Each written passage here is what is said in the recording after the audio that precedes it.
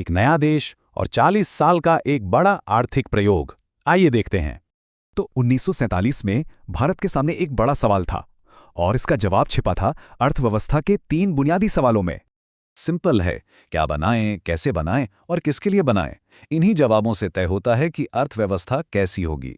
उस वक्त दुनिया में 2 बड़े मॉडल्स थे। एक था प्राइवेट सेक्टर वाला कैपिटलिस्ट, दूसरा सरकार वाला सोशलिस्ट। लेकिन भारत ने चुना तीसरा रास्ता। प्रधानमंत्री जवाहरलाल नेहरू ने दोनों को मिलाकर एक मिक्स्ड इकोनॉमी बनाई। इसकी नींव रखी गई इकोनॉमिक प्लानिंग पर और इसे लागू किया गया मशहूर 5 ईयर प्लान्स के जरिए। इन प्लान्स के 4 मेन पिलर्स थे, मतलब 4 बड़े लक्ष्य थे। आइए एक एक करके देखते हैं। सबसे पहला था ग्रोथ, यानी देश की उत्पादन क्षमता को बढ़ाना, जिसे हम जीडीपी ग्रोथ भी कहते हैं। दूसरा था मॉडर्नाइजेशन, मतलब सिर्फ नई टेक्नोलॉजी नहीं बल्कि समाज की सोच में भी बदलाव लाना। तीसरा गोल सेल्फ रिलायंस, यानी दूसरे देशों पर निर्भरता कम करना और अपने पैरों पर खड़े होना।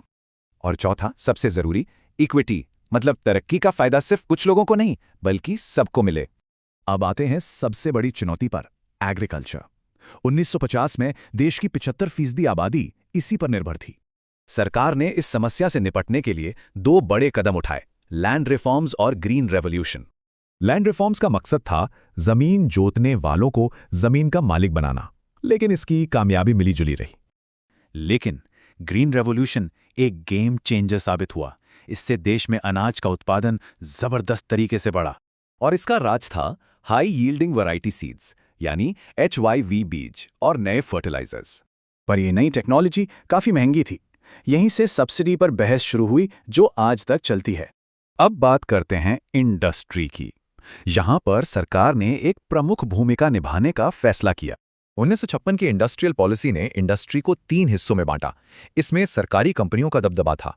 घरेलू इंडस्ट्री को बचाने के लिए इंपोर्ट सब्स्टिट्यूशन की पॉलिसी अपनाई गई, मतलब बाहर से सामान मंगाना कम।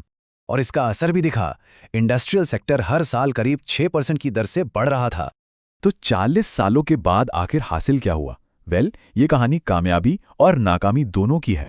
कामयाबी ये थी कि देश खाने के मामले में आत्मनिर्भर हो गया और एक डाइवर्सिफाइड इंडस्ट्रियल बेस भी बना। लेकिन प्रोटेक्शन से कंपटीशन खत्म हुआ और क्वालिटी गिरी। यहीं से लाइसेंस राज भी शुरू हुआ। तो सवाल ये है कि क्या इन 40 सालों ने भारत को आगे बढ़ाया या पीछे रखा? खैर, इसी की वजह से 1991 में बड़े बदलाव हुए।